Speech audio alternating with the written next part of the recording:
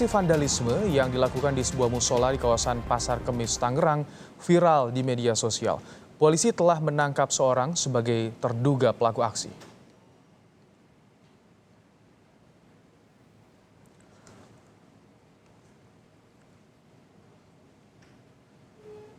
Video kondisi musola Darussalam yang dicoret-coret tersebar luas di media sosial. Kami tidak bisa menampilkan tulisan secara utuh, saudara, karena mengandung unsur provokasi. Menurut saksi mata, aksi vandalisme ini dilakukan pada Selasa sore.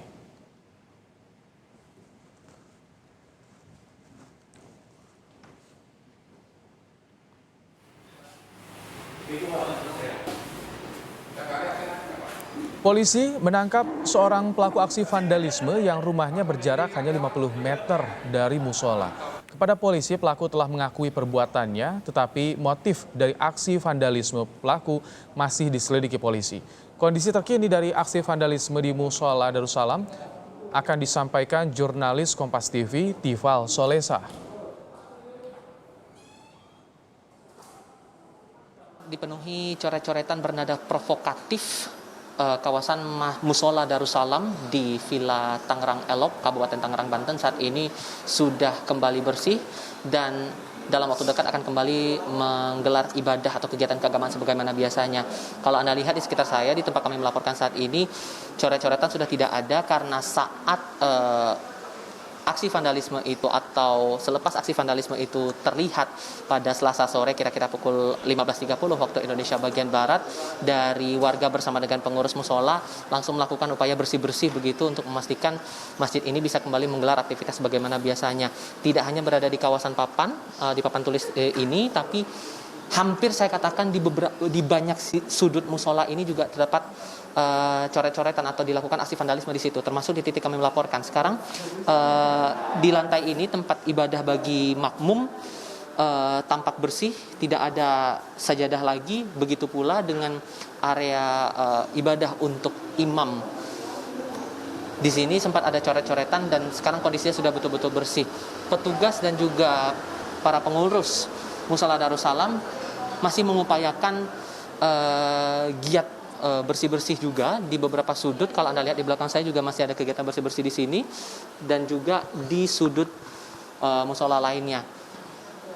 Diketahui bahwa salah seorang pelaku yang sampai dengan saat ini pun masih terus didalami kasusnya oleh Polresta Tangerang, Banten, merupakan warga yang tinggal tidak berjauhan dengan lokasi musola ini. Bagaimana kemudian pihak pengurus mengetahui pelaku lalu juga mengetahui kronologi kejadian ini? Saya sudah bersama dengan pengurus musola, dalam hal ini Ketua DKM Musola Darussalam Villa Tangerang Elok, dengan Bapak Saifuddin. Pak Saifuddin, kita mau tahu dulu sebetulnya yang Anda ketahui awalnya kronologi sampai ada coret-coretan di musola ini bagaimana, Pak? Saya dilaporkan oleh jamaah bahwa telah terjadi vandalisme di musola kita. Lalu saya datang untuk mengecek langsung di lapangan dan ternyata itu benar adanya. Maka saya dengan beberapa orang pengurus langsung melapor ke Polsek Pasar Kemis. Nah, lalu setelah lapor, Pak Kapolsek dan seluruh jajarannya bekerja cepat langsung ke lapangan, mengecek kondisi keadaan apa adanya, lalu mereka mengamankan barang bukti dan lain sebagainya, sehingga kemarin sempat di polisi lain dulu untuk tidak banyak diganggu kunjungi orang.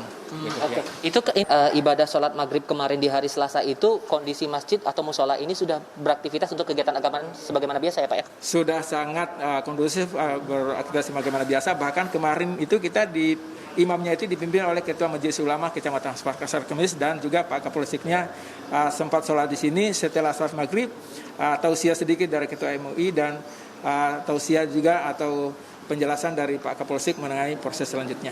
Kabar bahwa pelakunya itu merupakan warga yang tinggalnya tidak berjauhan dengan musola ini. Apa yang Anda ketahui tentang sosok S yang berusia 18 tahun ini yang disebut-sebut menjadi pelaku aksi vandalisme di musola ini, Pak?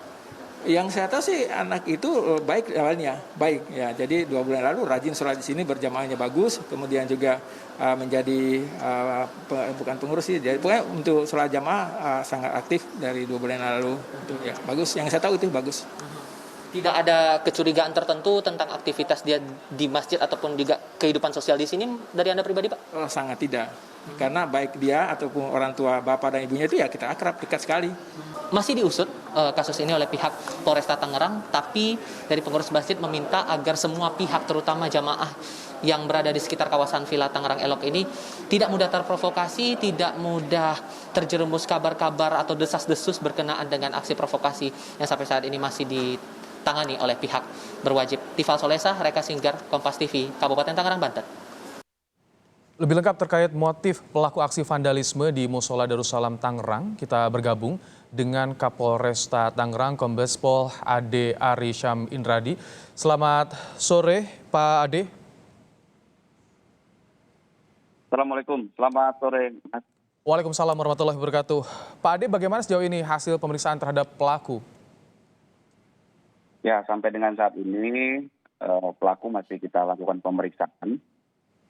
Berdasarkan keterangan saksi-saksi hingga keterangan tersangka, maka dapat disimpulkan alasan pelaku melakukan tindakan ini adalah bahwa pelaku meyakini apa yang dia lakukan kemarin itu adalah benar berdasarkan pemahamannya.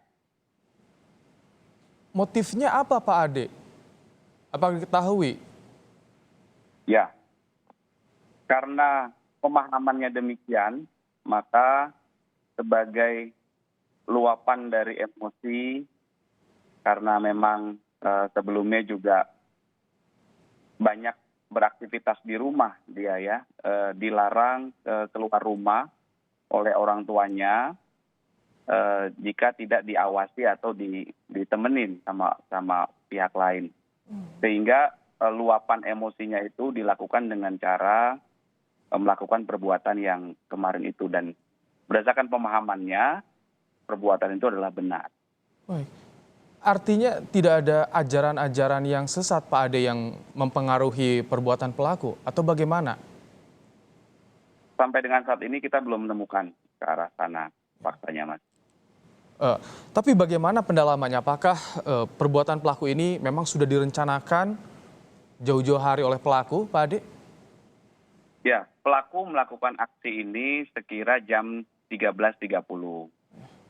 Berdasarkan keterangannya, pelaku mendapatkan ide atau punya niat untuk melakukan ini ketika bangun pagi hari jam 11. Ya, kemudian dia meminta uang kepada ibunya 50.000 dengan alasan untuk jajan di sebuah toko. Ternyata uang itu tidak digunakan untuk jajan, tetapi dibelikan pilox hitam 1 botol, 1 kaleng, kemudian lakban berwarna krem, kemudian dia juga beli gunting 1, dan dia juga beli korek api. Kemudian setelah beli itu, jam 13 dia beli ya, setelah itu dia jam 13.30 berangkat ke TKP yang pertama, musola yang pertama, dia masuk dari samping, kemudian melakukan aksi coret-coret, berbagai tulisan, kemudian merusak dan menggunting sajadah, kemudian ada beberapa Al-Quran yang dirobek, ada juga yang dikasih pilok, kemudian dia juga memotong kabel sound system di musola itu. Ya. Kemudian setelah selesai di TKP pertama, dia keluar, dia menuju musola yang lebih besar, 400 meter dari TKP awal. Itu dia juga langsung motong kabel sound systemnya. Baik. Nah, ini yang menjadi pertanyaan, bagaimana bisa pelaku melakukan hal itu? Karena tadi menurut pengurus Musola Darussalam, pelaku cukup aktif, Pak Ade, di kegiatan keagamaan, sholat berjamaah, kegiatan keagamaan lain. Apa yang mempengaruhi pelaku sebetulnya, Pak Ade? Apakah polisi juga sudah memeriksa di rumah pelaku? Ada apa saja di sana, Pak Ade? Ya, saat ini proses penggeledahan masih berlangsung, dipimpin oleh Kasat Reskrim dan Kapolsek Pasar Kemis.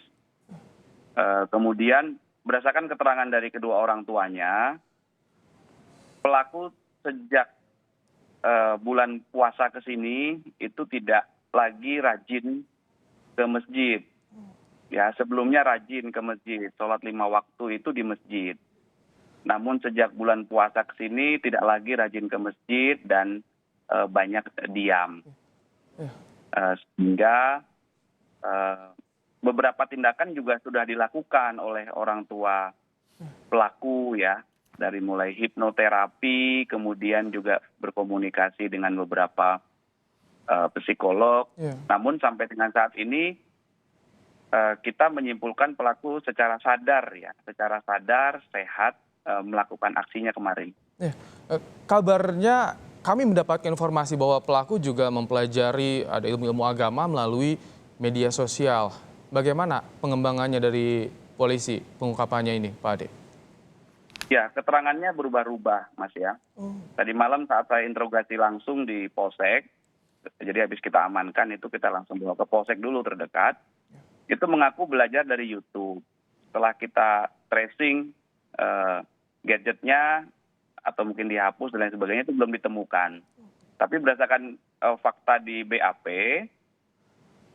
pelaku mengakui bahwa memang sering lihat YouTube itu dia sangat tertarik dengan sejarah Nabi, kemudian dia juga tertarik dengan perkembangan agama Islam, seperti itu. Itu kontennya konten-konten yang umum yang disampaikan oleh pelaku, Pak Ade, atau ada menjurus ke doktrin tertentu, Pak Ade? Ya, jadi fakta, nama konten, isinya seperti apa, ini kita masih dalami karena kita sudah coba tracing, coba cari di handphonenya, ini belum ada jejaknya. Yang jelas pelaku melakukan ini dalam keadaan yang sadar dan keterangan ahli juga sedang berproses. Satu keterangan ahli dari psikolog sudah kita dapatkan dan kita akan cari juga keterangan ahli lainnya. Dan sampai dengan saat ini proses penyidikan masih berlangsung, Mas. Selain dari media sosial, tracing di gadget pelaku, apakah ada komunikasi juga dengan lingkungan lain, misalkan melalui berbagi pesan atau bagaimana, Pak Ade? Sampai dengan saat ini belum ditemukan. Belum ditemukan, ya. Jadi barang bukti yang sudah didapatkan oleh kepolisian yang menjadi dasar pelaku melakukan aksi ini apa, Pak Ade? Ya, barang buktinya yang kita sita antara lain sebuah pilok, ya, tidak penuh karena sudah digunakan, berwarna hitam, kemudian lakban berwarna krem, kemudian sarung gunting, guntingnya masih kita cari, kemudian ada satu buah korek api yang bertuliskan sebuah nama toko, waralaba. Kemudian ada beberapa barang yang dirusak, itu juga sudah kita amankan. Pak Ade, imbauan dari kepolisian kepada masyarakat di sekitar Pasar Kemis, terutama seluruh Indonesia, utamanya soal agar tidak terpancing terhadap provokasi ini, Pak Ade. Baik.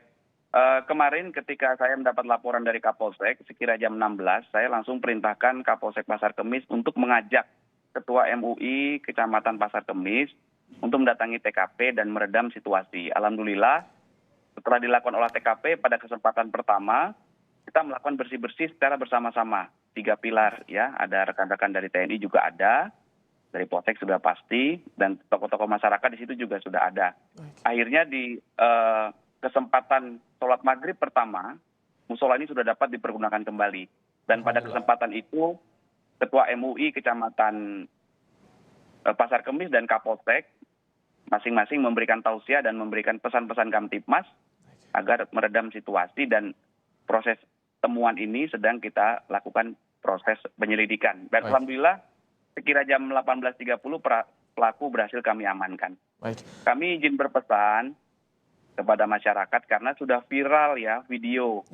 Ada video yang dibuat oleh rekan-rekan DKM, mungkin niatnya ingin memberikan informasi, namun respon dari setiap orang kan berbeda. Saya ingin mengajak agar kita melakukan pemeriksaan dengan teliti. Apabila menerima video, menerima foto, gambar, jangan justru disebarkan lagi, ditambahi dengan interpretasi, dengan persepsi, dengan pendapat pribadi masing-masing, yang ini akan memperkeruh situasi. Dan Baik. kami laporkan bahwa sampai dengan saat ini situasi wilayah hukum Polresta Tangerang itu aman terkendali. Ya, tadi siang kita juga sudah melakukan press release bersama Bapak Bupati, sudah menjelaskan, tersangka juga kami hadirkan, Baik. barang bukti kami hadirkan. Kami berharap masyarakat bertabayun ya, melakukan pemeriksaan dengan Baik, teliti. tentu Apabila diharapkan ada informasi. proses hukum sudah ditangani oleh kepolisian dan masyarakat tidak terpancing dengan isu-isu yang beredar di luar sana. Terima kasih Kombes AD Ari Syam Indradi, Kapolresta Tangerang, Terima kasih. telah bergabung bersama kami di Kompas Petang.